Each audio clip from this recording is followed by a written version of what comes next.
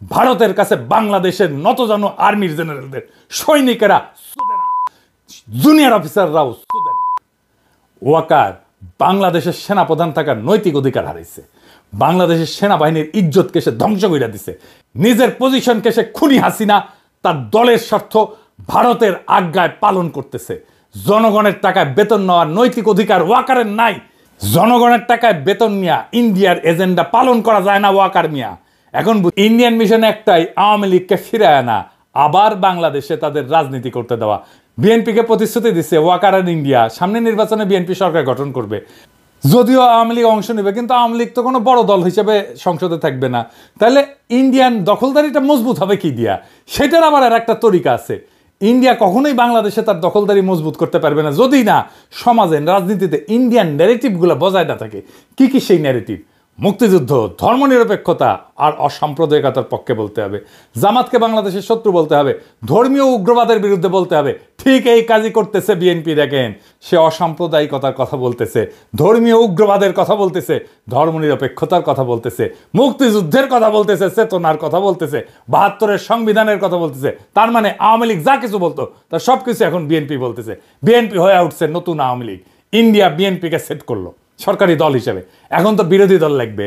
এটা ইন্ডিয়া বিরোধী দলও ঠিক করে দিতে চায় বাংলাদেশে। আওয়ামী লীগের জন্য জাতীয় পার্টি ঠিক করে দিয়েছিল বিরোধী দল হিসেবে। জাতীয় পার্টির নেতা হারামজাদা জিএম কাদের নির্বাচনের আগে ইন্ডিয়া যাইতো আর পানি পড়া নিয়ে আসতো এইভাবে। আবার বলতো ভারতের সাথে কি আলাপ হয়েছে তা কওয়া যাবে না। হারামজাদা, ওরে বাইরে রাখছেন কেন? হারামজাদাকে এক্ষুনি গ্রেপ্তার করেন। কি জন্য গ্রেপ্তার করবেন সেটা পরে দেখা যাবে, আগে গ্রেপ্তার করেন। দেখেন, ও তো মাখন খাইছে। মাখন খাইছে না? ও মাখনের জিনিসগুলো বের করা যাবে। কি কি মাখন খাইছে? ওই টাকা খাইছে, বাংলাদেশের টাকা খাইছে, ওইগুলো বের করা যাবে। ওকে আগে ঢুকান ভিতরে। বিএনপির বিরোধী দল হিসেবে ইন্ডিয়া আওয়ামী লীগকে চায়। এটা বিশুদ্ধ আওয়ামী লীগকে চায়, এটা ভালো আওয়ামী লীগকে চায়। আর এই আওয়ামী লীগ বানাইতে দায়িত্ব দিছে ওয়াকারকে ইন্ডিয়া। হ্যাঁ, গুয়ের আবার ভালো মন্দ। গু আমাশার গু হইতে পারে, ডায়রিয়ার গু হইতে পারে, শক্ত গু হইতে পারে, লেটকা গু হইতে পারে। গু গুই। আওয়ামী লীগের আবার ভালো মন্দ কি? আওয়ামী লীগ ভালো হইলেও সেটা গু, খারাপ হইলেও সেটা গু। এই ভালো আওয়ামী লীগে কে কে থাকবে আসেন সেটা দেখি। সাবের হোসেন চৌধুরী সভাপতি আর বডি সোহেল হবে সাধারণ সম্পাদক। এইভাবে আওয়ামী লীগ পুনর্গঠিত হইবে। এই পুনর্গঠিত আওয়ামী লীগ নির্বাচনে যাবে। এটাই ভারতের সিদ্ধান্ত। বিএনপি একমত হয়েছে এটাতে। ওয়াকার এটা এক্সিকিউট করার দায়িত্ব নিছে। ওয়াকার এটা ঠিক করে দিবে। সবাইকে ডাকিচ্ছে, হাসনাতদেরকেও ডাকিছিল। সব রাজনৈতিক দল এটা ওকে করে বলে দিয়ে আসছে।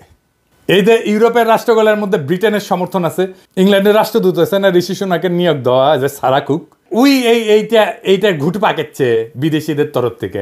এই কারণে সাবের হোসেন চৌধুরীকে জেলে রাখা যায় নাই। এবং সেই জন্যই মাঝে মাঝে সাদা চামড়াগুলো আইসে মাঝে মাঝে ঘুটু করার চেষ্টা করে, বিভিন্ন জায়গায় ঢোকার চেষ্টা করে। নির্বাচন কমিশনও নাকি এরা ঢুকিছে। ওরা নাকি আবার ইলেকশন আবার মনিটর করবি। ইলেকশন মনিটর ঢুকু দিব একেবারে পিছন দিয়া। আর কে কে থাকবে এদের সাথে? শেখ ফজলে নূর তাপস, শিরিন শারমিন চৌধুরী, সেলিনা হায়াত আইভি আর সিলেটের সাবেক মেয়র শিন শারমিন ওয়াকারের প্রোটেকশনে ক্যান্টনমেন্টে আছে এখনো। টাইম মতো ওয়াকার বের করবে, মানে ইন্ডিয়া যখন বলবে আর কি ওয়াকারকে। ও তো আবার ইন্ডিয়ার কথা ছাড়া সরে না, হাগামতাও করে না ও ইন্ডিয়ার কথা ছাড়া। শালা এমন একটা দেশ বানাইছি যার সেনাপ্রধান শত্রু দেশের আদেশ না শুনে কিছু করে না। Now, coming on to specifically what you asked for Bangladesh, as for the Bangladesh is concerned, it is too early to take any decision for us. I am very clear, the present military to military relationship is very strong and we keep exchanging notes on regular basis to avoid any kind of misgivings. Waker আবার চালাক আছে, বলে army ইনস্টিটিউটের ক্ষতি করা যাবে না। কারণ হাইসানি, হ্যাঁ, যখন প্লট নেওয়া, গাড়ি নেওয়া, কদম ভুসি খাওয়ার হাসিনার হোকাচাটা, তখন জেনারেলরা। আর যখন বাম্বু খায় জেনারেলরা, তখন ইনস্টিটিউটের পিছে লুকায়, মানে সৈনিকদের পিছে লুকায়। 5ই আগস্টে পেট মোটা ওয়াকার সৈনিকেরা তোমার সাথে ছিল, জুনিয়র অফিসাররা তোমার সাথে ছিল।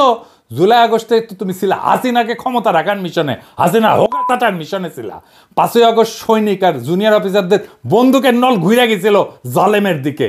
কোনো কমান্ড শুনে নাই সৈনিকেরা, নিজের বিবেকের কমান্ড শুনিছে ওরা।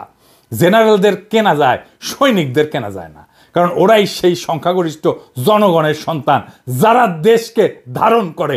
তোরা শালা মনে করিস দেশটা উপনিবেশ, তোরা কলোনি, আর ওরা মনে করে দেশটা আমার।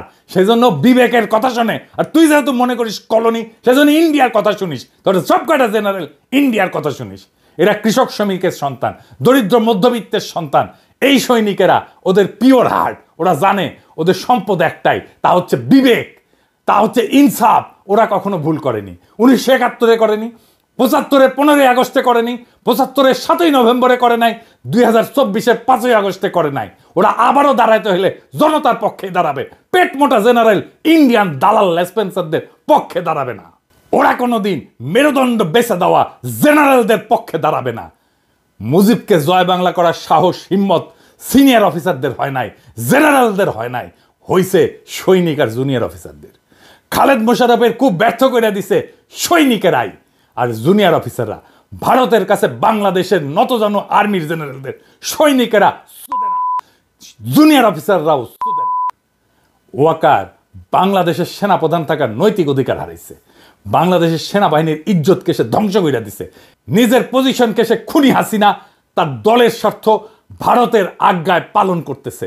জনগণের টাকায় বেতন নেওয়ার নৈতিক অধিকার ওয়াকারের নাই। জনগণের টাকায় বেতন নিয়ে ইন্ডিয়ার এজেন্ডা পালন করা যায় না ওয়াকার মিয়া। এখন বুঝছেন কারা ছাত্রদের বিরুদ্ধে দুর্নীতির অভিযোগ ছড়াইছে, কারা ছাত্রদের ভিতরে অনৈক্য সৃষ্টি করেছে, কারা নাইদের মিটিংয়ে বরিশালে ঝামেলা করেছে, কারা ওর বিরুদ্ধে রয়্যাল এজেন্ট হওয়ার অভিযোগ তুলিছে, কারা আমাদের বিপ্লবী জনতাকে মব বইলা অভিহিত করেছে, কারা আমাদেরকে বাংলাদেশের স্থিতিশীলতার শত্রু বলছে, এদের ভুলে যাবেন না। আপনারা সবাই রেছে নেন।